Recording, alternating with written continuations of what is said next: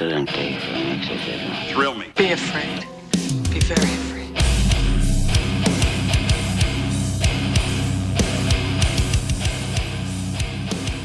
What's up, everyone? Welcome to the Horror Flicks and Guitar Picks podcast. I'm your host, Tim, and today is our monthly Roundtable episode. So, of course, I'm joined by my monthly co-host, Travis, Wren, Phil, and Jay. What's up, guys? What's up? What's happening? Same old shit. I love the, I just throw out a what's up, guys, and hope for the most chaotic noise in my headphones for like a few seconds. But, of course, today we're talking about Travis's pick of The Hills Have Eyes, and of course, we're talking about the remake from 2006, not the original or the Acacia Strain song. But before we dive into that, speaking of songs, do you guys have anything music related or horror related that you've been up to lately that you want to mention before we dive into Hills Have Eyes? Sorry about my cat flipping through the screen, but and we can start with Wren, since Travis will kick us off with Hills Have Eyes. I played my first show in 7 years with a Fuck band yes. that's not my with a band that's not my band, which was awesome. 7 years ago, this band Six Sad World, which was members of CDC, Dave Heck, and Double Dealer, did a band like it was like 2015. I think they put their EP out. They were a band for like a couple years. They broke up because Max moved to Seattle.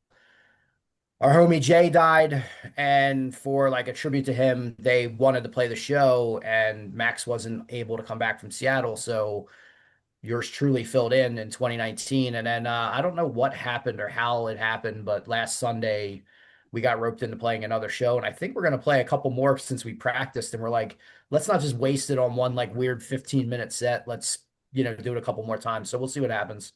Oh, But yeah. that was fun. I still have the pipes, so we're feeling pretty good about it. But yeah, that's what I did musically. Movie wise, I didn't really see much. I think since the last time I saw you or you guys, I might have seen Ready or Not, Here I Come, and I saw The Mummy, and I saw what the hell's his name's the French dude, drawing a blank, his version of Bram Stoker's Dracula, which was not nearly as good as Bram Stoker as Francis Ford Coppola's version. Luc So Besson, I think, was. yeah, Luc Besson, who has like a fucking insane run in the 90s, but hasn't really put out much worth a damn in the last like 20 years, including his version of Dracula. No, I stumbled upon a random Facebook group that like loves that movie for some reason today. I was like, what the fuck? Like that version of Dracula. I was like, why is there a Facebook group just for this version? Uh but no, hell yeah, dude. Congrats on the show, and hopefully you guys play Like something. set pieces on that movie are like cool. Like it looks awesome. And what's his face? Oh man, I'm drawing a fucking blank on everyone. Who cares? Christopher Waltz. Yeah, Christoph Waltz. There you go. Christoph Waltz. He's great, and he's a Oh, like he's a great. Yeah. he's supposed to be Van Helsing, but he's like not Van Helsing. He's just some priest. His character's cool, but there's a lot of fucking weird decisions, and I'm like, I don't know what happened. My wife watched it on TikTok like 4 months ago, because it was released in France like before it was released in the States, and she like was literally like, well, I'm not waiting. I love Dracula, so I'm gonna watch this movie. And she Cool. literally watched it in like 36 TikTok movies, like a fucking psychopath. So Let me just ask one question because I'm not gonna watch it, right? Do they reenact the old wolves banging the girl scene? no. So then fuck that film. Good I have enough no Nosferatu comments. for the vampire dog. That's right. But Way to ask the important questions. That's right. That's what they need is does the werewolfbang.com fucking. Come on, man. You gotta show that shit. No, stoked for you on the show, man. Hopefully you guys play one where I can come up and catch it, or come down the East Coast a little bit and I'll Yeah, if drop you it. come this way, Ren, we'll go. Yeah, I have no idea. I have no idea what the fuck we're doing. Since it's not my band, I'll just have them tell me where I need to be. So Well, I definitely saw the posted footage, man. You sounded Yeah. great. Yeah. You did, brother. of Hell yeah. course I fucking did. Training Iron Man the whole time, you better be able to do a 30-minute set. Fuck. Word. That's the thing, is all of us are like losing our bodies as we get older. This dude's just keeping it stronger than ever. But He oh, sure yeah. is. Bless his heart. But no, hell yeah, and I will speak for myself on that. I'm not saying you guys will let yourselves go, but I am personally. So, moving on to that, Phil, You what and me about both. what have you been up to lately? You mentioned, before we jumped into the actual episode, I know you and Jay went to some awesome shows as well as have you watched anything recently? I know you watched something you didn't enjoy, if you want to shout that out. Yeah, I will do all of that. But first, I want to congratulate Ren again on his return to the stage, and I want to congratulate our good friend Travis for Atomic Rule getting on that Guar tour. Yeah.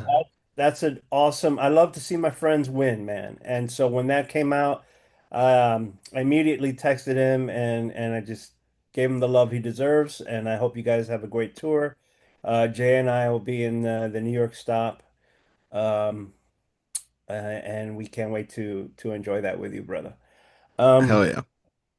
as for me, so I recently did a podcast called the Wild Man Podcast, and it was my dudes Jacob Lindenbauer and Sebastian Russo from the band Dripping. They have a little podcast going on, and they asked me to come on. And Sebastian and I are friends, so I decided to do it. And it was fun, man. Just kind of going down memory lane and the irate stuff, and a little bit of Knights of the Black and a little bit of Judas Syndrome. So it was just like really cool discussion, and we had a ton of fun.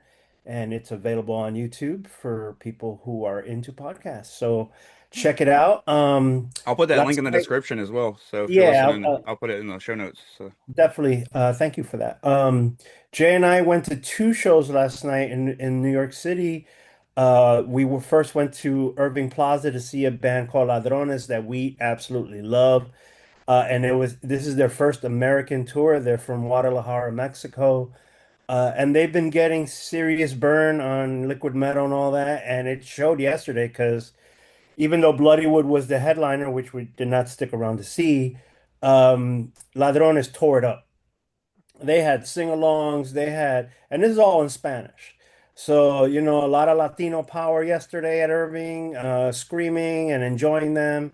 And I felt like a little kid. Like I don't get, I get excited to see bands, but I was really giddy yesterday because I've been waiting years to see this band come, and they did not disappoint me. They were fucking amazing. And then once they were done, we ran over to Gramercy Theater and we saw Arcs Fire fucking rip the technical balls off of fucking Gramercy Theater. It was fucking awesome. Those guys never disappoint, and yesterday was no different. I got to talk to them real briefly after their set and took a nice photo with them, and they are amazing dudes, very friendly. And more bands should just have their attitude, just like they're for the people, and they appreciate the love they get, and they push it back forward to the world. So shout out to Arcsfire. As far as movies, I've seen They Will Kill You recently. That was really fun. I saw The Mummy. I enjoyed that as well. I thought it was like very Evil Deadish. And so that's what, of course, I would enjoy that. So, could have been more violent, but I enjoyed what happened. And then I recently saw Faces of Death. I didn't like it at all. It was corny and cheesy and sucked. And then finally Hokum, and that was absolutely horrific and a waste of my hour and a half. But it was one of those days where my friend and I were bored, and we are like, should we? And we did, and we were like, we should have stayed our asses home. Um, and then what else? Oh, and then I don't know if I'm allowed to talk about it, but I'm going to talk about it anyway.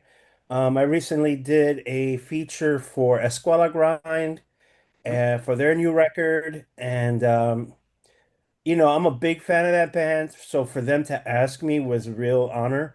And I wanted to bring the fucking destruction for them, and I think I managed to do that. So I'm excited about that release soon, and shout out to Escuela Grind, who are awesome people and write heavy ass music. So that's me in a nutshell lately. hell yeah. Definitely excited for their new record in general. Didn't they kind of do like a big, like not a member change, but members switched all around? Yeah, so Jesse, who was on drums before, has now switched over to guitar to help Chrissy in that dynamic duo thing. I don't know. They've had an issue with rotating guitar players. So he just decided, fuck it, I'll get off the kit and play guitar. And they hired a drummer, and he's kick ass, man. The fucking Oh, yeah. EP, he sounds pretty fucking monster, this kid. So yeah, I'm just wishing them well. They're on their way to Europe, as we speak, actually, and they're gonna have a long summer run. So um, they'll be around here in September, so maybe I'll get to do that part with them when they come around then, and just excited for them in general. Oh I yeah. love those guys too, and I want to say that they're really great because multiple members in that band play multiple instruments. Chrissy, Jesse, Justin, they can jump on pretty much anything from what I see, and that's important to be well-rounded like that. So shout out to them for being able to do that. Yeah. Now, back in the day when I was playing in a few bands, there was this guy locally named Gumby who was like literally top three drummers like in the area, as well as like probably top five guitar players. And it was like having him as our drummer was always nice because if somebody like dropped out or like because I played in two bands at the time, he was our drummer in one band, but like he filled in guitar in the other band sometimes and stuff like that. And then like once he stopped playing music, it's like if we ever needed to fill in for anything, we knew he could hop in and learn it in like 2 days, So. Uh, he's an awesome guy, but he's Oh, also had to look to him because he like literally like naturally has like a bleach eyebrow and like a black eyebrow, and then one of his eyes is like albino looking, and one of his eyes is like normal. So he like That's unique. yeah, and his beard grows the same way. It's like half white, half like black and stuff like that. But he's in Tennessee now. He's probably playing in some really cool band, I'm sure. I need to look it up, but because he's disgusting. He literally moved to Tennessee to try to keep doing music and stuff, and he's like a really good cook too. So he's probably got a good cook job and shit. But shout out to Gumby. But what about you, Jay? What have you been up to lately? so I'll start with what I've seen just to kind of get that out the way. So recently, my family wanted to watch this movie called Bunny. I don't know if it's like Brian. I couldn't fucking get into it. I stopped paying attention. I walked away. But Mads Mikkelsen is in that movie, Oh, Dust so seeing Bunny. him momentarily and yeah, Dust Bunny. Sorry, seeing him in that movie momentarily for the ins and outs that I was checking it out, it inspired me to go back to 2013 and start watching the Hannibal series, which I've never seen. So I kind of been getting into that, and that's fucking. It's from the beginning. It's pretty intense. So I've been really liking that. On the topic of Arcspire, in anticipation for the show, I went back and I rewatched the Bleed the Future documentary where they kind of just recorded themselves when they were in the recording process and that whole spiel, the antics, the riffs, the fucking nitty gritty. I've also been revisiting a lot of old Flash games. I kind of miss that era, the Adobe Flash Player era with like all the fucking screamer pranks like Scary Maze Game or like The House and Ex Mortis. And a lot of these browsers don't support that shit. Plus, Adobe's not doing it anymore. So it's kind of just one of those things that you look back on and it's like a sign of the times that you remember fondly for the memories. I also recently saw Super Mario Galaxy, the new movie, and I thought it was great. I really thought it was a solid sequel, continues pretty much right off with the fresh and bold new story. Minor gripes with it. I will say I like the first one a little better, but really solid sequel. I give it at least an 8 out of 10.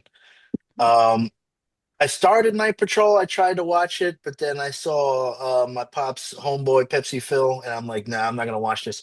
I turned it off. And that's no diss to Colin Young. Colin Young is the Yeah, man. man. Why you dissing Colin, Bless him. bro? I will try again just for him. And other than that, with the niece running around, it's been a lot of cartoons, a lot of Winnie the Pooh, Blue's Clues, Jungle Book, shit like that. So that's always fun. When it comes to music, I've heard that new Nervosa record, Slave Machine, and it's fucking sick, man. I really love the carcassy death thrash kind of vibe that they have going on. That band has grown over the years, and where they're at now is they're making waves, So respect to them.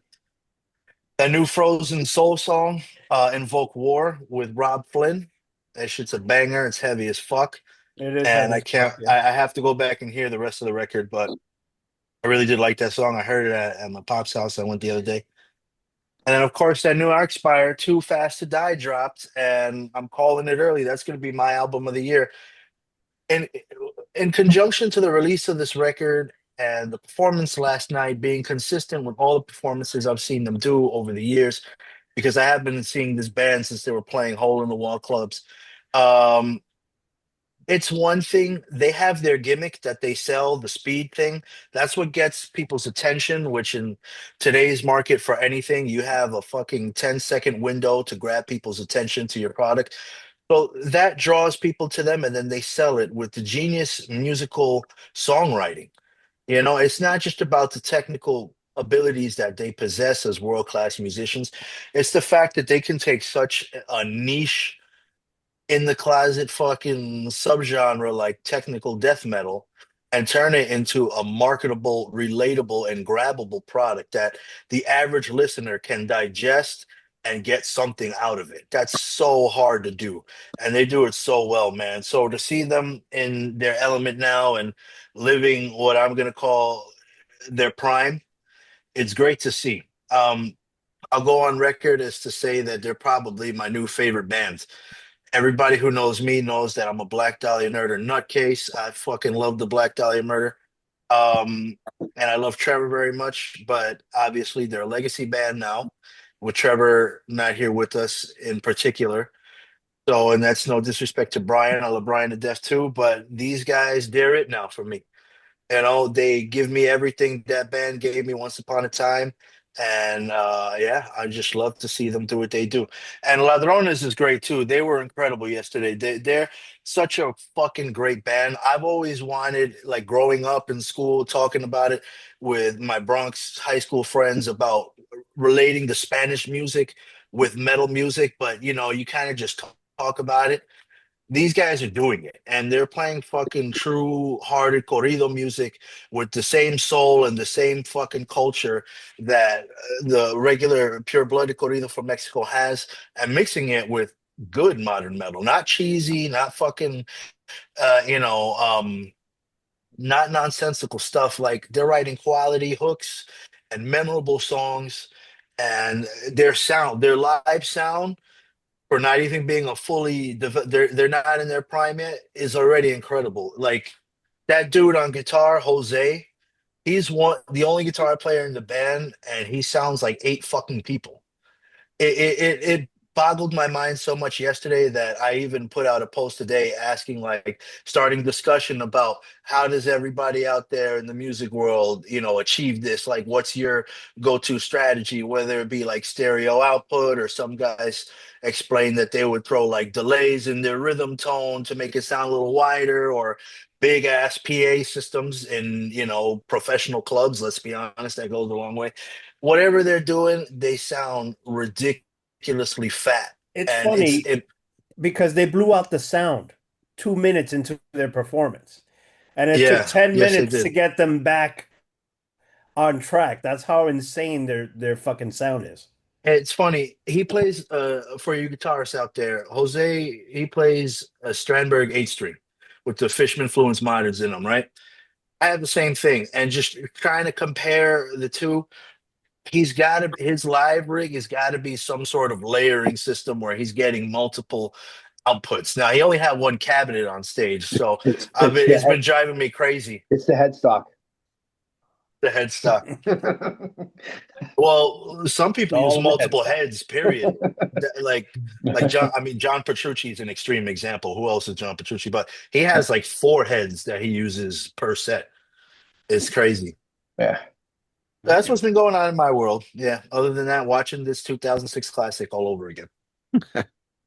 No, there used to be a spot called Shaka's up in Virginia Beach that we played at every now and then, and I'm sure Travis played there several times, and I think I even might have saw Travis at some point back then because that's just where all the shows were. But Yeah. uh, but they had a pretty decent system, and there was a couple bands that when they started running like Axe effects and stuff, they would go like straight DI like into the system and stuff. So Yeah, you might be running like a DI and then a cab, so you might be sounding like two guitars at least. You know what I mean? Like that's having, true. You notice a big difference doing that. I've done that a few times because I use Helix, and you notice the difference. you know, no, yeah. No, definitely stoked to check that band out for sure. I hadn't heard of them until you guys posted about seeing them, but from what I saw of the live videos and your stories, I'm stoked to check them out. But oh yeah, but what about you, Travis? What have you been up to? I've been very busy, burning Oh it yeah, at both ends. We announced the Guar tour, and that was crazy because like we got an email from them on like a Sunday, and we confirmed the offer on a Monday, and then it got announced on a Tuesday. So it was like a fucking whirlwind. Um, and that was like a big deal. Like 12-year-old to 42-year-old Travis is super stoked about that. Uh, that was always a bucket list for me, was touring with Guar, and like Eternal never did it. So it's cool that we get to do it. But before we took that offer, we were already working on a bit of an East Coast run in July. So we're doing a Hellfest after show July 6th, and then that goes right into us doing like I think Richmond, Pittsburgh, Buffalo, Syracuse, Albany, with the Virgos from Wilkes-Barre, Scranton area. fuck yeah. And then after that, we shoot down to, I think it starts in Georgia or I don't know, the Carolinas, but we're doing a run of shows with Maylene and the Sons of Disaster, which, whatever. It'll be cool, but like the dude's a pirate now. He's got one fucking eye, you know. Uh, Or but I mean, those shows should be cool, and I'm excited about it. And we're working on some other shit for the fall and winter, and it's been pretty chaotic. And we just played shows, and those were all awesome and a lot of fun. And it feels like it's finally catching its footing, so it feels great. And beyond that, it's just a busy time of year for my business. So I've just been like painting all day, every fucking day, and it sucks, and I'm tired. But I've managed to squeak in a couple of movies. We watched Ready or Not 2 last night, and it was awesome. I loved it. I thought it was great. And what else did I watch? I watched The Housemaid, Oh yeah. which is like horror adjacent, but I mean it was cool. I enjoyed it. I thought it was all right. Um, and music wise, I went and saw Failure Sunday in Cleveland, and that was fucking unreal. No cabs on stage at all, and it sounded like they were gonna explode the grog shop, so that's pretty insane. Their new record's awesome, heavy rotation. The new COC I've been loving a lot. I've been listening to this band Lintworm, which is just the ADHD in my brain as a soundtrack. It's fucking insane. And yeah, that's kind of everything. Oh, Laura's boss gave me a mega touch. So I've been doing a lot of photo hunt on the dicks, like a lot of naked guys that I'm photo hunting on lately after work. So that's been very cool. I don't even know what that nice. is, so I'm just Did, picturing you didn't hunting It, someone dicks. fuck? Didn't someone it's like like the awesome? thing from the like the bars, like the little touch screen, like where you just sit Oh in the yeah. bar and you feed it like a 10, and then yeah, it's just one of those straight Uh, up. didn't someone awesome open for failure? They're okay. They were okay. My friend Bill was really excited about them. It was like Wait, was it something Torch? on. Was it Torch? It Didn't was Torch? not. I think They Torch. did. They did in Chicago. They played that Space Echo Fest, Oh, but then they're touring with a band like something under heaven. oh, yeah. Not that I saw. Yeah, So I swear I saw people see Torch and failure, and I was like, holy shit! you Like, did. I'm not even like a Torch guy, but I'm like, that is probably the loudest show that anyone's ever seen. Yeah, Oh yeah. Now I was bummed when I saw that y'all weren't yeah, on the Gore date coming to Virginia. So now that I know y'all are coming to Richmond, I'm stoked as hell. I'll definitely be up for that. But I yeah. can. It's gonna be cool. I mean, you guys can go to fucking Guar Bar and suck each other off afterwards. I mean, it can be like seeing a Guar show. Yeah, right. Hey, we don't Just gotta be jizz at on each other. we don't gotta Yeah. be at Guar Bar to suck each other off, my friend. No, I'm just kidding. Now, so, uh, Take the guar bar to you. I'll become the cod piece. I just want to mention real quickly, and I forgot that I just went to Las Vegas and I had a fucking awesome time. And I Yeah, went to the Sphere, and I saw The Wizard of Oz, and it was fucking incredible. Dude, Uh, I want to see that really bad. I want to see dude, the Wizard of Oz there. Should look it's cool. unbeatable. It's unbeatable, man. And it was a good practice for Metallica in October, but my God, go there and do that if you can, because that Yeah, shit was fucking awesome. it's all on the list. I want to see it. Fuck yeah. No, that's super sick. I didn't know that. I knew you went to Vegas. I didn't know you went and saw that at the Sphere. That's dope as shit. But no, hell yeah. Like a bunch of shit, but the Sphere is unforgettable, man. Hell yeah. That's sick. Yeah. Oh yeah. No, pretty much I've just been listening to a lot of the same stuff as you. Well, not really a lot of the same stuff, but I listened to the new Frozen Soul stuff that they've dropped like 4 songs so far. The new album drops this Friday. I've been really well as when this drops, it'll already be out for like 2 weeks, but tomorrow, as of the day we're recording, really been digging that. Really been digging the new Vomit Forth EP they put out, like 3 songs. Ingested put out a couple of songs. I really enjoyed those 2 songs so far. Stoked for their new record. Been on my sad boy shit with Noah Khan. Really enjoy his new album. And then the few movies I did see, I finally watched Bone Temple. Enjoyed it just as much as everybody else. I might be in the minority that liked the first one more, but not by much, just a little bit more. Definitely the minority. And then I saw Thrash, which was a Netflix movie. I'm not sure if I mentioned this last time, but it's pretty much about a hurricane happens and sharks come with the flood and start like eating people throughout the town and stuff. It was fun as fuck. I watched it with my son, so my 5-year-old enjoyed it as well. But uh, and it's on Netflix and it's like 90 minutes. It's not even 90 minutes, so it's definitely worth the watch. And then I watched this documentary called Family I Had, which was super fucking depressing. And it was about a kid who killed his little sister when he was like 12 and she was like 4. And so it pretty much is about like now, like the mom talking about it, and like they interview the kid now that he's been in prison for like a decade for it, and like they interview other people. They talk about like the red flags, and it was just it was sad, but it was I we watched it because it looked interesting, and I like documentaries that are like 1 hour and a half documentaries, not like 4-part series where they just repeat themselves for 4 hours.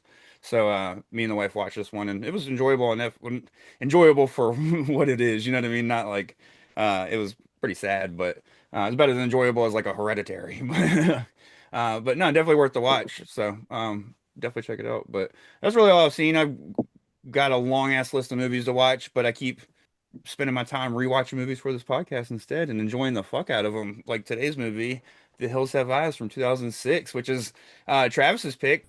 What made you choose this one, Travis? And if you want to talk about the first time you saw this movie, if you remember. Yeah. I mean, so I picked it on a pivot because I was gonna bore everybody to death with a silent Nick Cage film and Five Nights at Freddy's. So, Rough. lucky for you guys, I've just been on a Ted Levine kick where I've just been like watching like I don't know, Shutter Island came on one day and I was like, oh fuck, Ted Levine, and I've just been going back through and only watching movies with Ted Levine in it, and I was like, oh shit, The Hills Have Eyes. I remember that being pretty fucked up. So I was like, yeah, this is a chance to get back into that and it'll be fun and there will be some violence and it'll make everybody happy and we'll have a good time with it. Uh Not as fucked up as I remember it being. Uh but I like I saw it in the theaters and I remember being like, whoa, I can't believe that they made that. That's pretty fucking crazy. Uh and then now I think that I'm probably just desensitized and I was like, oh yeah, this is pretty tame, but still pretty fucking cool. And I enjoyed it on the rewatch. And yeah, I What's dig it. funny is you saying that specifically about how it was less fucked up than you remember. I feel like that's true, but at the same time, I put myself in the mindset of 2006 and what was in circulation at that time. And going into that, it definitely helped push the bar a little bit, I feel. For sure. There's like a specific scene that I'm sure we'll talk about that I remember being way more fucked up. And when I rewatched it, I like looked at Laura and was like, I thought that was like way worse.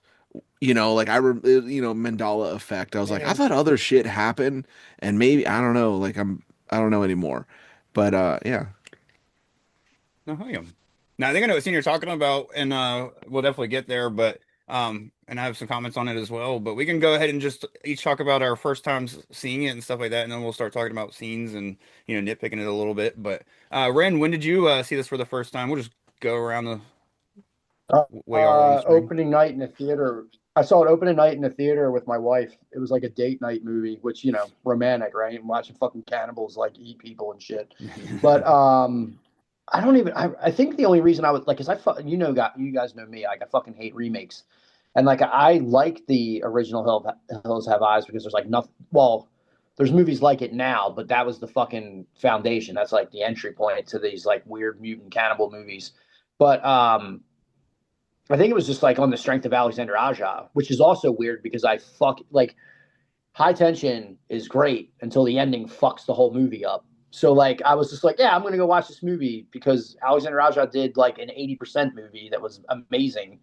But yeah, we went and saw it open at night, and I remember leaving because that was at the time when like all the torture porn shit was like big, like Saul's and Hostel was big. But that was like, oh, let's just get to the gore for the sake of like doing a gore scene.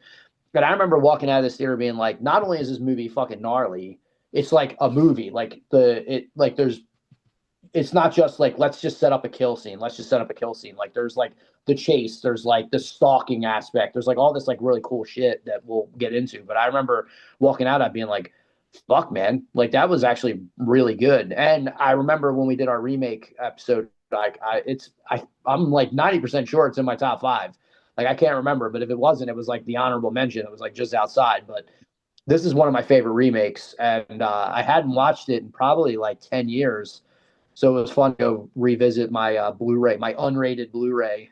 But yeah, I think on like to go with Travis, like some of it I was like, this isn't as crazy as I remember, and it's maybe because I've seen crazier shit since. And then other parts I was like, holy shit, I forgot that they fucking did that part. Like that's kind of intense. So like it was like a mixed bag for me. Certain scenes, again, we're tiptoeing around the scene. I'm just gonna fucking say it. The rape scene in the fucking in the thing. I thought it was way worse than what I remembered, and I'm glad it's not because I fucking hate rape scenes. So I'm glad it was like a little bit tamer. It's not tame by any stretch, but yeah, it was. That part wasn't as bad as I remember it being. Yeah. But there's some other parts in it that I was like, oh fuck yeah, that part was pretty gruesome. So we'll continue with everyone's first impressions, and then we'll get into the scenes specifically. Yeah. Oh yeah. Now, what about you, Phil? Do you remember first time seeing it? Yeah, I also did it opening night in 2006, probably with an ex of mine. And No, you didn't. It was you and me and Jay Ray and maybe Nando and Roxanne. you sure? Yeah, we went over in 34th I Street. think I saw it twice, but I don't know opening night, because yeah, I remember seeing we it twice. definitely went opening week then because it was more like that new shit when we saw it. Yeah, and I remember that, but I definitely saw it with an ex of mine first. Um, and I liked it so much that I went again with you guys. So I enjoyed it then very much. I do agree that, watching it all these years later, there is like, oh, okay, it's not as bad. But for then, especially the rape scene, it was a tense moment in that theater where you're like, oh, this is kind of fucked up. But I love that shit, like not rape, but like really fucked up moments in movies. I live for that shit. And I remember being like, whoa, these guys got some balls showing something like this. This is fucking all right. Kudos to these guys for pushing the envelope of this kind of extreme for the time. But yeah, now it's like it's much lighter than we're used to because we're so fucked up in the head. And there overall, I love the mutants, whatever you want to call them. And it's a really what we're missing here is like, the government has done experiments like this. They keep it hush hush, and especially in the 40s and the 50s during war times, they tested nuclear shit in the desert, and it affected people. You talk to Michael Berryman, and he'll tell you that his parents were victims of that, and that's why he looks the way he looks, because of things like this. So these things actually happen, and there are people out there that were born deformed, or missing limbs, or whatever the case was, and it threw some shade on that. It threw some shade on the government and things they do or have done in the past. Whether you believe it or not, up to you. But like I do believe that shit like that went down, and people like maybe not as exaggerated as the film, but definitely people with deformities or abnormalities that exist in the world, that are hidden in these towns that no one knows about, because they can't live amongst society. Now, do they go out and kill and do all this shit and are cannibals? Probably not. But it was a real interesting look at that kind of history, and I thought that the family is really fucking crazy and fucked up, and I like the setup they had going with the gas station dude. Where they'd hit him off with some things that he can pawn off and make some money, and he'd give them victims. So lots of cool things that we'll get into, but like this is a solid movie then, and it's still a solid movie now. Whether or not is as extreme in our minds as it was back then doesn't matter. It's still good. You throw Wes Craven in the mix as the writer, and Alexandre Aja did a great job directing it, and it looks good. And I just came from the desert, so yeah, the desert is huge, man. And you don't know what's in there, what's out there, what's going on.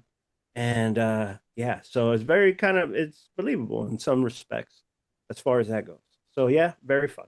Thanks, Travis, for not going the other route. Hell yeah. Yeah, I don't know, man. Willy's Wonderland's fun. We could it have is fun with fun. Willy's Wonderland, but we'll save that for later. Yeah.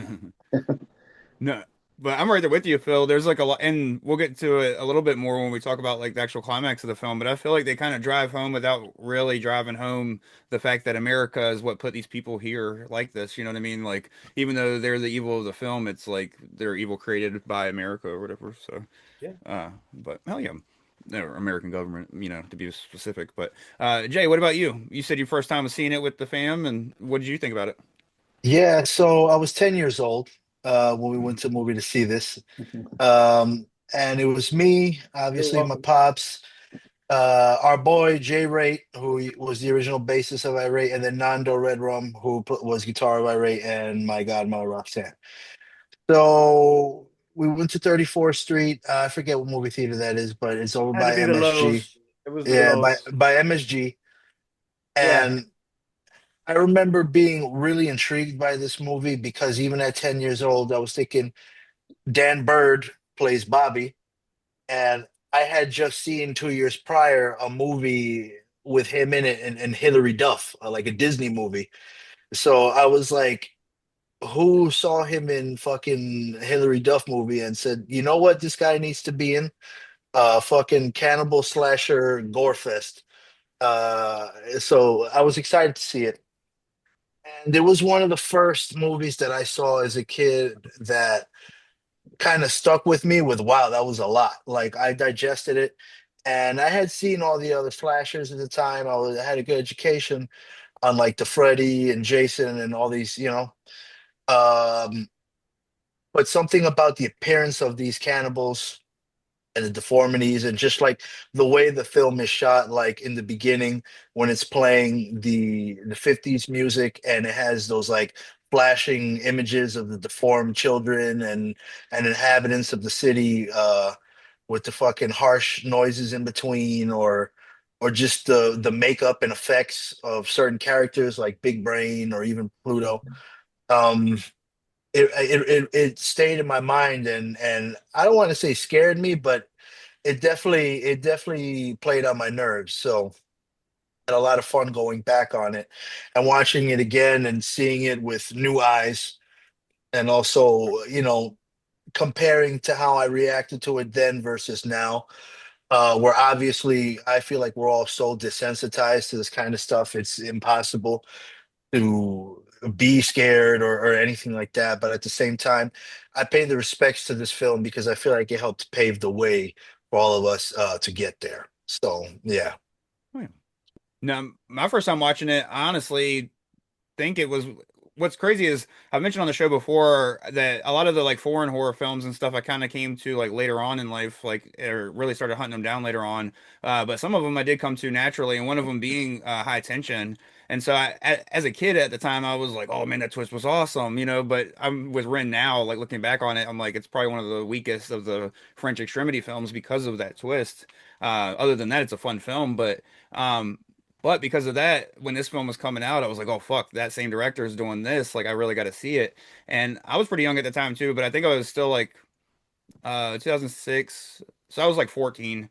But so I was still a little younger, but at that time I was like getting like my dad would rent me movies from Blockbuster and I'd watch them in my room by myself and stuff most of the time. So that's how I ended up watching this was just in my room by myself one night. And I remember just being like kind of blown away just because like this is a film, especially when like you're starting to like uh watch horror or just start to really be like to dive into like the deeper like stuff of horror, like the more hidden gems and this and that, which this isn't, I wouldn't say hidden gem, but like say you started with like Nightmare on Elm Street, Friday the 13th. I feel like this necessarily isn't up there with like a Cannibal Holocaust or the French Extremity shit. But this is that next tier that you could start somebody with and be like, here, can you handle this? Because it does have a little bit of the rapey, well, not a little bit. I mean, it's got a, you know, but it doesn't go as far as like we all remember it. You know what I mean? And like it does have like the gore, same thing. It's like I remember some of the gore going a little further and this and that. And I watched the unrated version, and there was like one scene that I was like, oh fuck, that was cool. But I even that I think was like an unrated scene if I'm not mistaken. But and that's the scene later on where like the mom's body goes missing and he just finds the guy like munching on her fucking guts. But that so there's like things here that I feel like could prep somebody for that next step of like Inside or Martyrs or something, but it's not necessarily like on that tier of film or anything like that, and it's a little bit more accessible. So but if they watch this and they're like, that was too much, then you obviously wouldn't go the next tier. But no, I thought on rewatch, I will say though that we can start with that main scene and then just back up and go around it and stuff, just since it's already been talked about so much, but. Uh, and I didn't start a podcast to worry about monetization, so we're just gonna drop the R word a bunch of times. So sorry if you don't like the word rape, we're gonna just say it because there's no What way around happened? it. Yeah, there's no way around it. Yeah. So, but pretty much, in the rape scene, the only thing that I thought I did think there was a little bit more thrust in. You know what I'm saying? Like that was pretty Yeah. much the only thing Yeah. that I thought there was more of. But I will say, after all these years, it's still so uncomfortable to watch. No matter how many times I've seen it. So I mean, it still does its job, in my opinion, like perfectly as far as just making you feel so uncomfortable. But I do agree that it's like in comparison to stuff that we've seen nowadays, it's just it's doesn't hold up, especially films that like don't even aren't even necessarily tackling like that type of stuff, but go even further. Like, I mean, shit, Phil, you just saw Fuck My Son like a couple weeks ago. I'm sure that that doesn't compare to this, so or this doesn't Seriously, compare to bro. that. So, but I uh, feel like it's important to remember when mentioning this film in particular that rape scene is the default that everybody falls back to because in fairness, not just that scene, but that whole segment is Yeah. the it's the climax of the movie. yeah, But at the same time, it still rides high until the end. It doesn't slow down, it doesn't take its foot off the gas. I would even go as far as to say it's rivaled in the end with the scene where Doug is fighting Pluto when he runs into Big Brain, and Pluto comes crashing through the wall, and he's all fucked up and big and strong. And we know him for having been on that camper, slaughtering the family with the other guy, Lizard. So that's the one everybody talks about, but I feel like there's enough in the movie that it kind of holds its weight. It's not just like a cheap trick that and that's it. You know what I mean? yeah. Yeah. No, Yeah.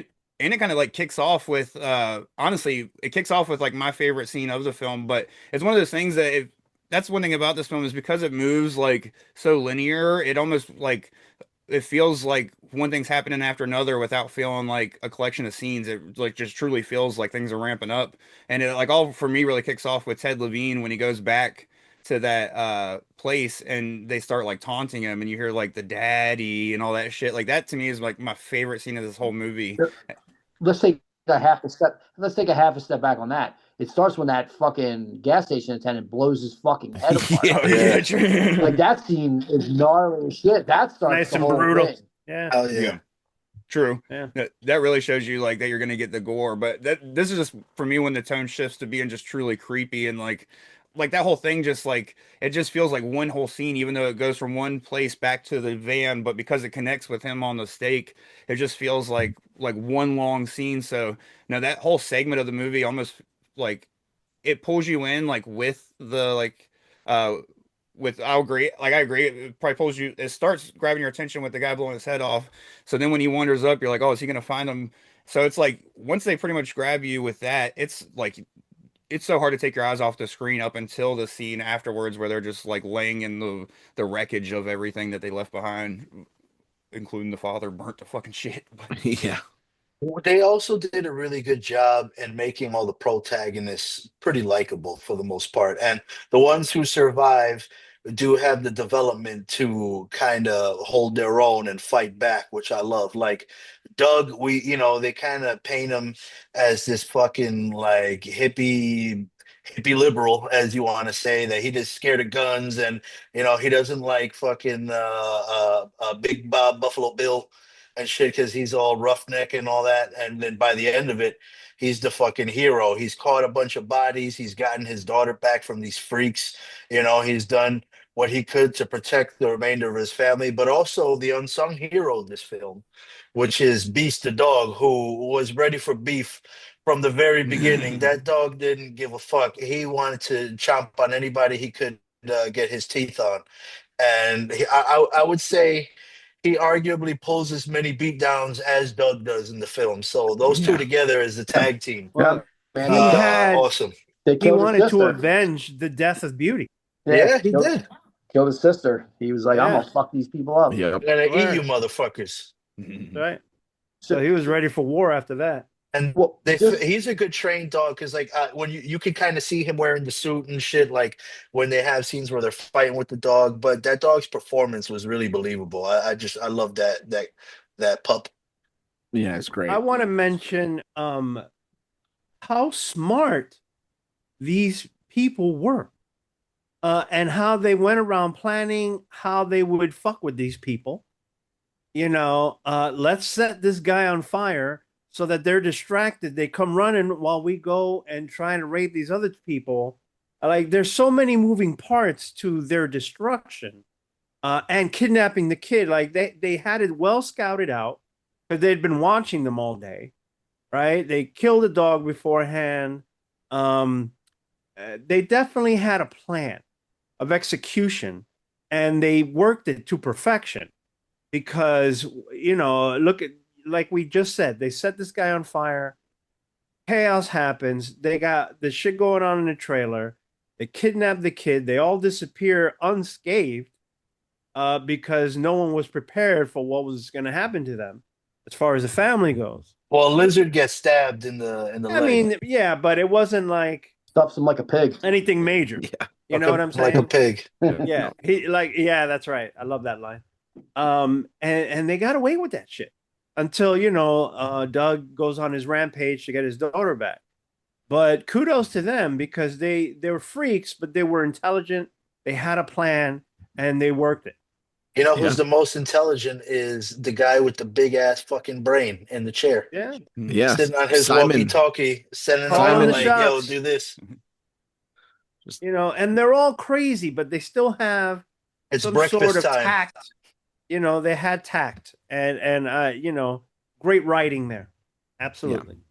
None. That's kind of what like Simon's scene is like one of the main parts that shows like the whole like doubles down on like the American government did that to him. Where he's singing the national anthem and shit, and then he walks by Oh, that it's one great. dude with the Yeah. fucking like flag stuck in his head and shit. And no, I love all that stuff. But that's another part of this film that I really enjoy that I want to call out is the score. Like it's almost got like this. It's very unique. There's like parts where there's like electric guitar just kind of like randomly playing like notes and shit, and then there's like this almost radioactive warning sound that kind of goes off randomly and stuff. Like especially in that scene that I mentioned with Ted Levine when he's like creeping around and you hear like the whispering in like different areas and stuff. Which I watched this film with headphones on, so scene was extra cool because it was like everywhere, like kind of like how it was back in the day in the theaters, I would assume. But no, that I want to shout out the score, but then also we mentioned the scene where how they distract him and everything. But I love that's one thing that they also tackle in this film better than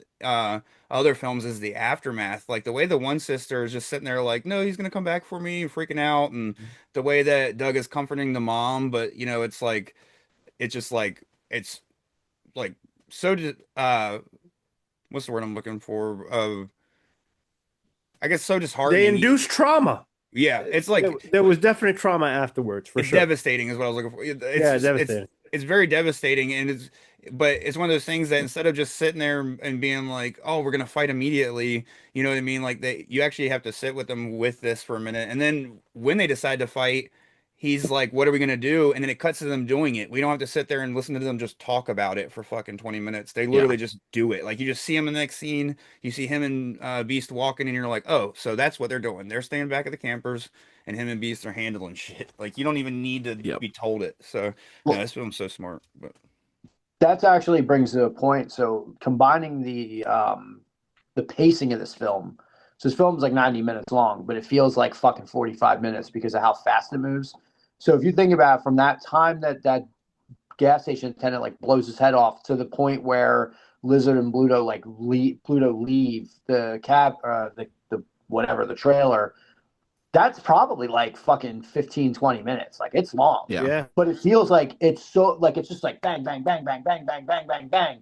That you're like, oh, 20 minutes just went by. It felt like 5 because you can't take your eye off the screen. And then, as you said, when they're deciding like what to do, there's like a little bit of a breather room while they like sit in their trauma, and he's like, cooling the mom down, like he's trying to like talk her down because she knows she's dying.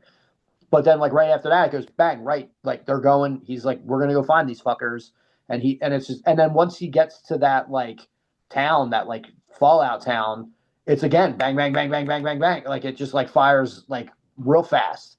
Like you can't watch this movie and be bored. It doesn't give you fucking time to be bored. No.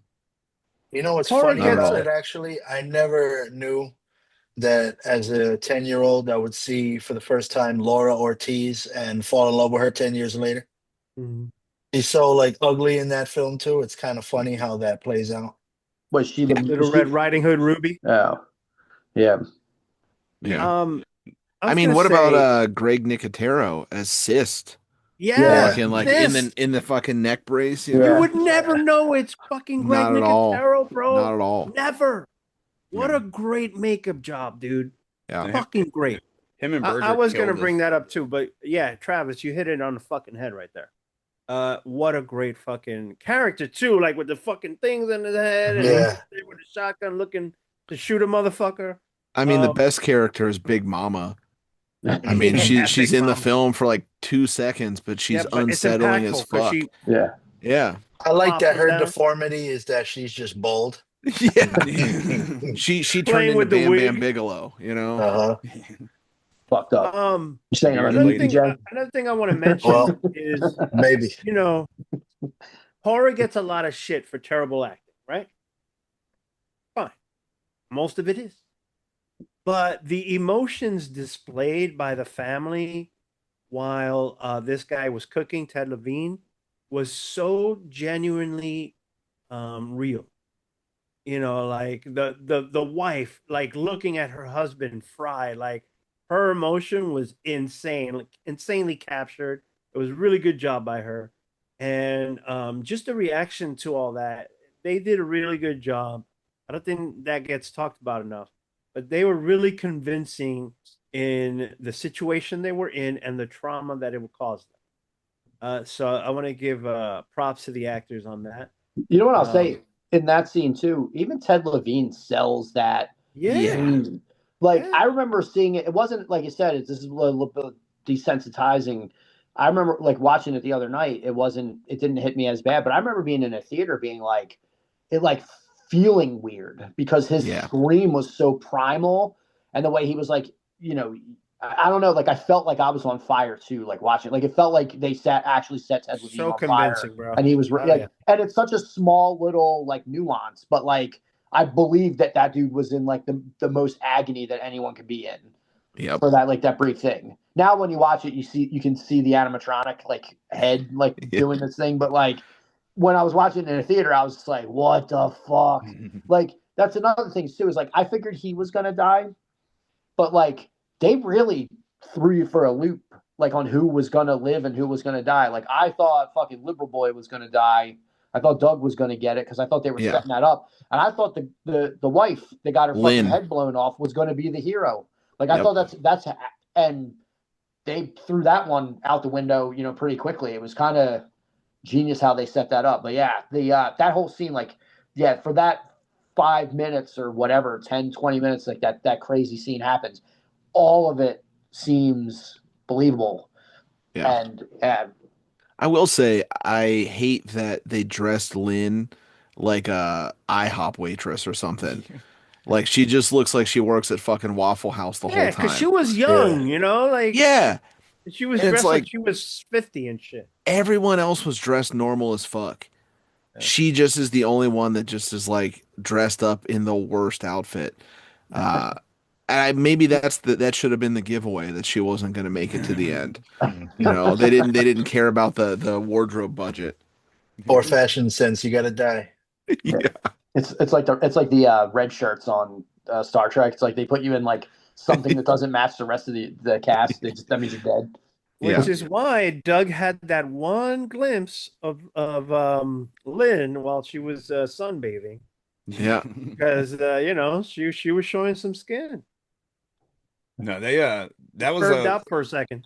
no, that was one of those things for me that it was like seeing a childhood crush for the first time in something other than what I saw her in, because she was from Hocus Pocus. So Yeah. Vanessa Shaw for me, I was like, and because they dressed her like that, I was like, well, that's not her. This bitch is 40. And it was like I didn't realize that it was hers. They just had her Yeah. dressed like freaking, like you said, like literally waitress, like Carrie Russell's waitress. But Yeah. no, that was it took me. I guess they were trying to make her look as post-birth as possible or something like that. Yeah, I think they were trying to make the Yeah. movie feel like it could be anytime, because while they had cell phones, it felt like they were still trying to keep that like 70s aesthetic of the first movie, like almost like It Follows, where it's like you can't really tell what time it takes place in. You know what I mean? Like, you know, It it's feels like it was modern, but early cell phone, yeah. you know, Yeah. era. Maybe like flip phone and shit. Yeah. Well, that's what he has in the beginning, isn't Yeah. it? Like, Yeah, it's just he's yeah. like a Nokia and shit. But no, I agree with. Also, Go ahead. how about Lizard? It took me like both originally and then I forgot about it, and on the rewatch, you spend the whole movie thinking that dude's just like into municipal waste wearing like a bullet belt.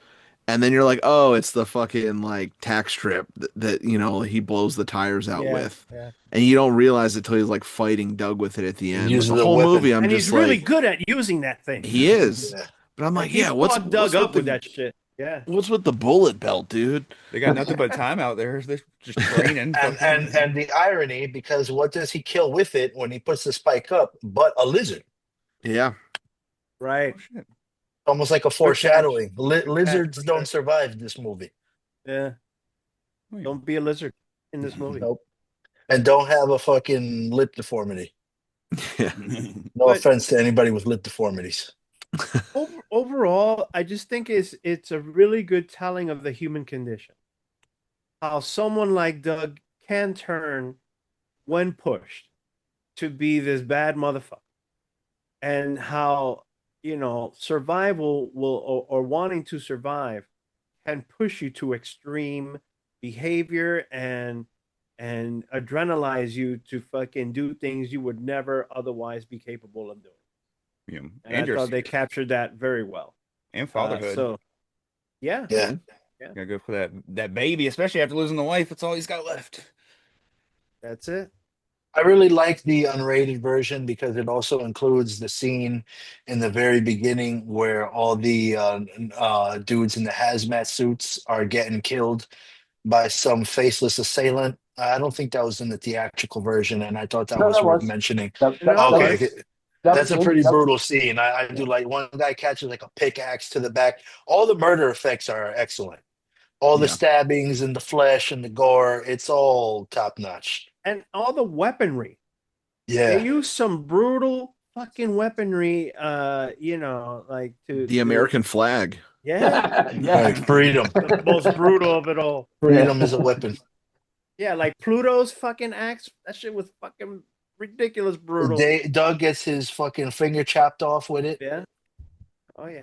They all had some Then they're serious like fucking taunting him weaponry. and shit because you see that's what fucked him up. He decided to taunt poor old Doug after chopping his fingers off. Please don't kill me, ha ha ha. And then he caught a fucking baseball bat to the stomach. Yeah, but then he still like Kool-Aid manned him through the wall. Oh yeah, So 100%. He did Kool-Aid man him. No, we did Tim, that axe, but Tim, you probably know who did the effects on this. it was Nicotero and Berger.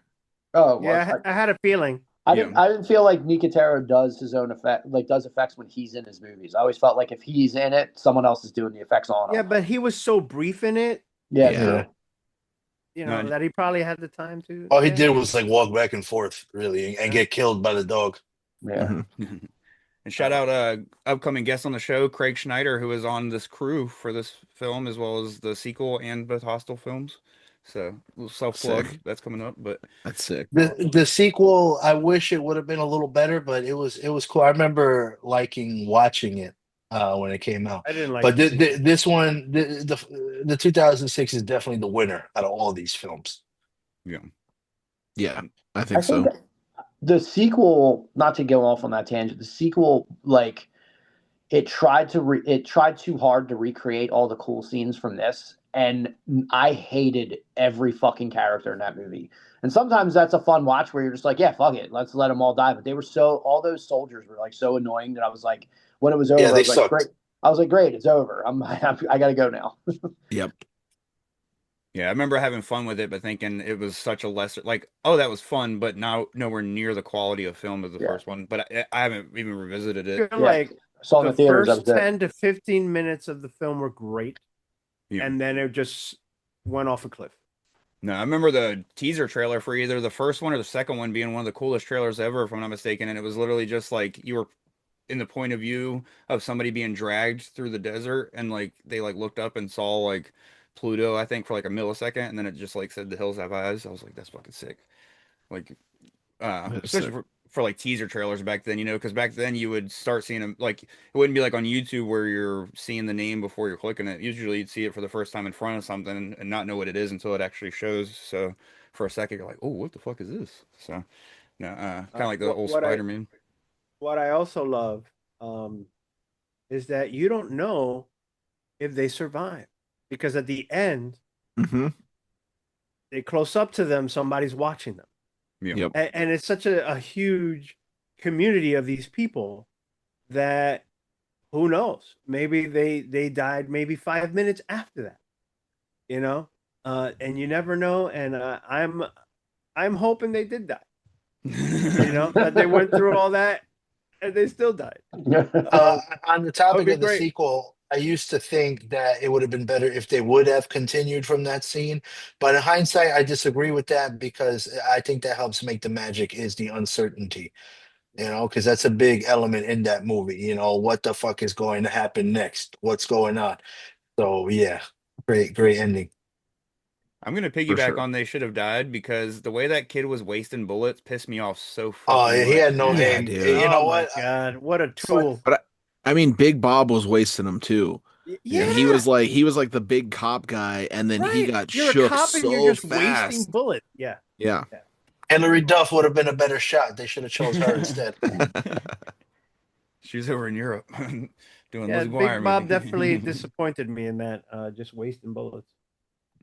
Yeah, no, I thought the same thing. That was the one part of the movie that is like the only part of the movie that I mean, of course, you could say there's other parts that are like quote unquote unbelievable, depending on how far you believe that mutations can go and stuff with people and this and that with radioactive testing and this and all that shit. But so like that part you can argue about being believable, but everything else like about the scenario and the way things happen is very believable, except for the fact that like you guys said, Big Bob was a cop. He's trained. He's the one out there that's supposed to be a badass, and the way he just starts like whipping the gun around and shooting, it's like. Yeah. What if it was Doug that just was walking out there to you or something? And you just shot him on accident. Like, oh fuck. And he's got a 6-shooter on top of that. Yeah. Yeah. So limited ammo. You just fucking blow it all. What a fucking dumbass. Yep. I mean, Yeah. they somehow get like fucking 100 shots out of that 6 shot, but I mean, that's another Hollywood topic. for you. Oh yeah. But It's, we can it's the basic gun. It's unlimited ammo. You know how it is. Yeah, of course. Yeah. oh yeah. We can do our final thoughts and rate this, but before we do, I know Ren, did you get any audience participation or I anything, got or? a whole bunch of fucking likes that like we were doing it. Like people like liked my thing, but like no one actually gave me a review on it, which was weird because I put out some recent stuff and I've had at least one friend, this guy Phil, like I was just waiting. I was like, Phil's gonna give me an answer, and he didn't. Like he looked at it and it was kind of a bummer that no one responded. But a whole bunch of people liked it. So I was like, cool. They liked that this episode's coming, I guess, but didn't want to take the 4 seconds to say 1 out of 10, this movie ruled, like nothing. So You might have to show these people a shortcut through the hills to California.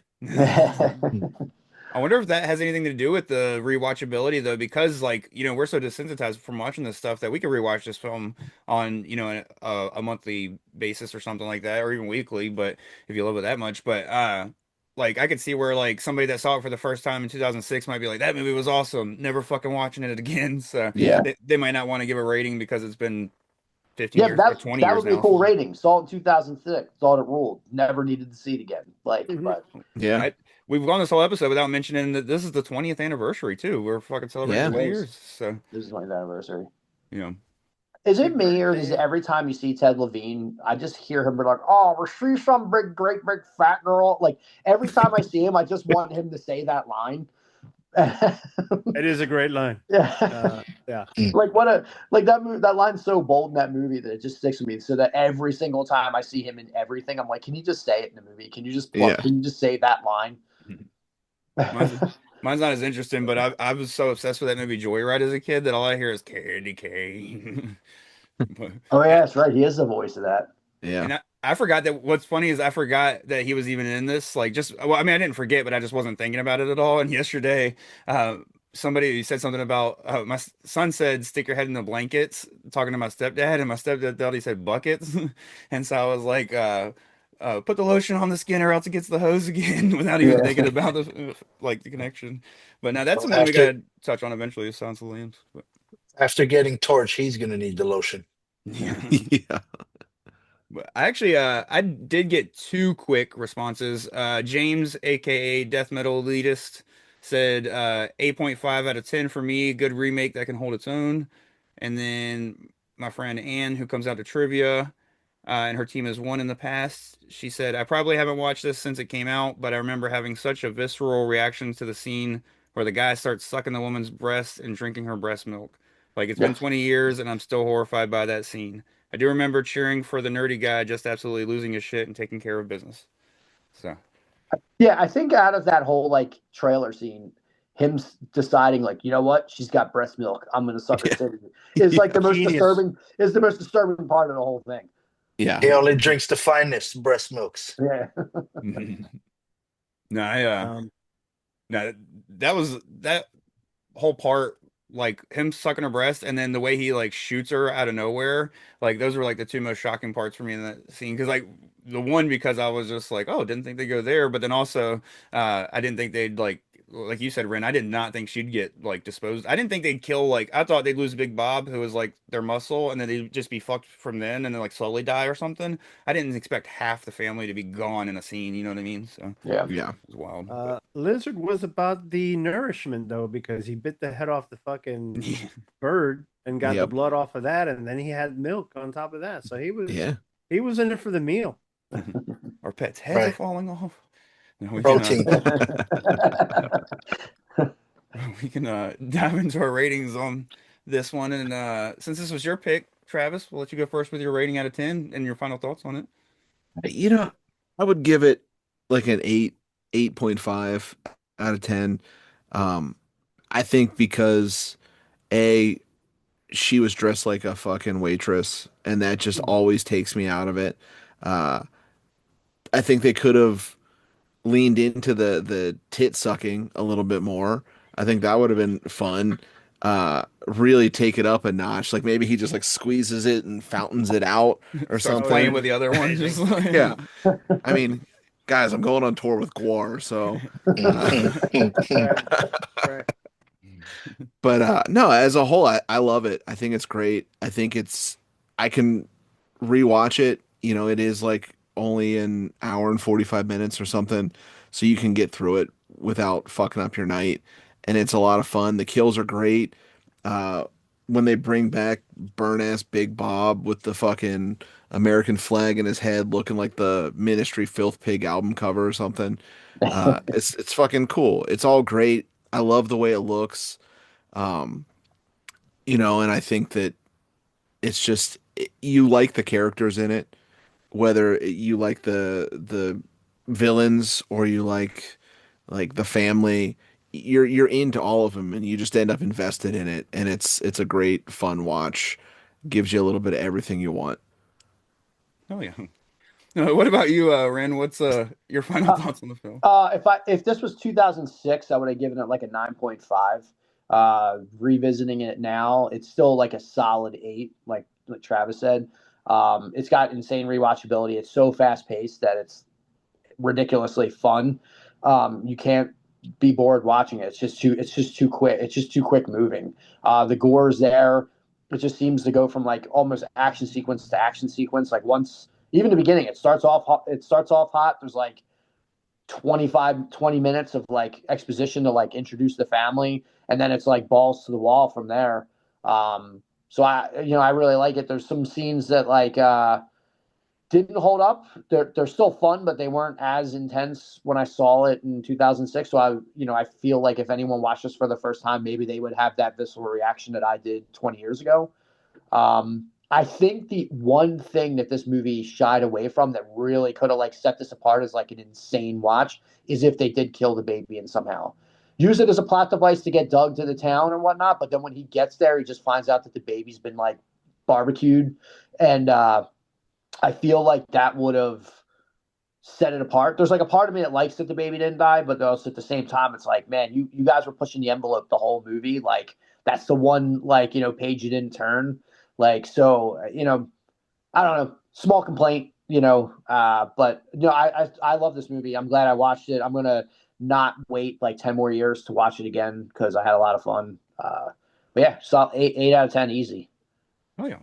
That decision not to kill the baby, what I'll give it is that it does validate Laura Ortiz's character because otherwise she would have had no place. They tried to make her like the sweet side of the Yeah, mutant. So true, I see what they were going for with that. true. Should have shoved her and the baby over the edge at the end of the They movie. both Yeah, get it, goddamn yeah. right. Yeah. No, hell yeah. She runs into a bear trap with the baby running away. But now, what about you, Phil? What's your final thoughts on the film? Yeah, gonna stick with the guys here and give it a solid 8. Um, totally rewatchable, all the things, and I want to just give a shout out to Trav and Ren for wanting the kid to get dusted. I'm proud of you guys. I see my influence is finally taking hold. Um, I'd rather yeah, the both kid should have dogs died for lived. sure. Yeah. And that would have been an awesome twist to this. But of course, I get why they did not. Um, it gave Doug purpose, and turned him into a different specimen and being. Turned him into a badass. So I get all that. But this is a movie that, if you want to educate noobs on horror, that you can easily watch with because of the pace of the film, and have them, yeah, maybe get grossed out by it. But if they're not, then they're meant to love horror, because it checks all the boxes, really. You got gore, you got great makeup, you got brutal kills, good story. It's all there. So to educate someone on horror, I think this would be a great film to put on that list for them. to check out. And you know, this is something I'd love to watch with more people and kind of get their takes on it because it's really good. I liked it then, I like it now, and it's just a really solid entry into the horror world and a great remake, which is so rare. I don't say that often, and I'm with Red on that. That most remakes fucking suck. But this one, I have to say, I enjoyed it more than the original, and that is even more rare. And I didn't hate the original. I just thought it was a slower burn, and you know, this one they changed quite a few things, but for the better, and for this, it just flowed better. You don't feel the time go by. You're really engulfed in what's going on, and they do a really good job of keeping you engaged in this film. So 8.0, and I love this film, man, and thank you, Travis, for picking. Two things I want to piggyback on before I go on to Jay that you said is about introducing this to people. One also thing that I think works about it is by the time it starts to get really rough, it's done such a good job at pulling you in that it's hard Yeah. to stop watching. Like even if it is rough, you might like cover your eyes a little bit if like you're not a fan of that stuff, which I mean none of us are fans of it, but uh like the content itself, but uh you don't want to, it's like a train wreck at that point. It's like you can't look away because it's just there's so much like that you've already invested in and stuff with these characters, and then from there like it kind of goes, doesn't go as far anymore, but then it just becomes about like rallying behind the character. Uh but no, hell yeah, there's something else that you said that I wanted to mention that I forgot, but I'll move on to Jay and then see if I remember by the time it gets back around to me. But Well, I'm gonna give this movie a 9 out of 10. And I say that because first of all, it's like the perfect blend of a coherent and perfectly marketable Hollywood film and a horror fanatic's wet dream. It blends the two worlds so perfectly, and just like Archspire, pulls such a niche market and kind of makes it this digestible product for any simpleton like us, you know, for better or worse. And not only that, but for me, remember, I saw this movie for the first time when I was 10 years old. So I have to give it its due for its role in making me love horror movies. Just because it's one of the many that stuck with me so hard, and I've seen it so many times over the years, and I can watch it anytime. I saw it twice just to prepare for this episode. So yeah, 9 out of 10. fuck yeah. And I remember what I was gonna say. I was gonna say this is Wes Craven's Fury Road because it's like just because of the way that like Miller did the first film, and then of course like it was all just like held back by budget, and then once he finally did Fury Road with his crazy budget, it's such a like insanely good film or whatever. So, but obviously this wasn't like an Oscar-winning film like that one was, uh, but no, I'm gonna give this a 8.5 out of 10 myself. I'm kind of right in between Jay and then the rest of you guys, but. And the only reason I'm giving it an 8.5 instead of higher is I dock it a full point for being a remake, because it's not original. It is following almost the skeleton of the original film. Without that film, this one, like, would we even have, the bones for this one to exist? And a lot of the stuff that they keep from the film, like Beauty and the Beast being the dogs' names. And I love all the planetary names for the cannibals and stuff, like Pluto and Jupiter and all that stuff. So I love all those details, but. Uh, Somebody mentioned it earlier on, how all these characters are so likable or like so quickly. And I agree there. All of them are so likable except for Doug, but that also creates like literally one of the best put together like character arcs in my opinion in a horror film as Doug becomes like not only from like the least likable character to just you're absolutely rooting for him and behind him all the way in the end in such a quick, and it's literally like over the span of a day. It's not like you're watching this dude like live his life for a month. Like within a day, this dude wins you over, and like I mean, mostly because he has to, but no, it's just so much with this. Like we mentioned, Phil mentioned the acting. Like everybody put on such a great performance. Nobody lacks in this. You sit with your dread, but you also like I love the slow brutality of the fight between him and Pluto in the end and stuff like that. Like I love that it's not, because that one scene almost feels so fast paced when they're in the van and the stuff's burning and all the shit, and it's like so like you kind of expect the quote unquote climax of the film because I agree. that the actual climax is that van scene, but you expect like the third act to try to ramp it up, and instead it kind of slows things down and it makes it for like almost a more brutal, violent ending that really just caps off the film well. And I love, like Phil said, the ambiguity of are they dead or alive at the end, and so there's just so much to like about this film. It's near perfect, but because it is a remake and there is like a few small gripes here and there, I'm gonna drop it down to a 8.5. But It's fair.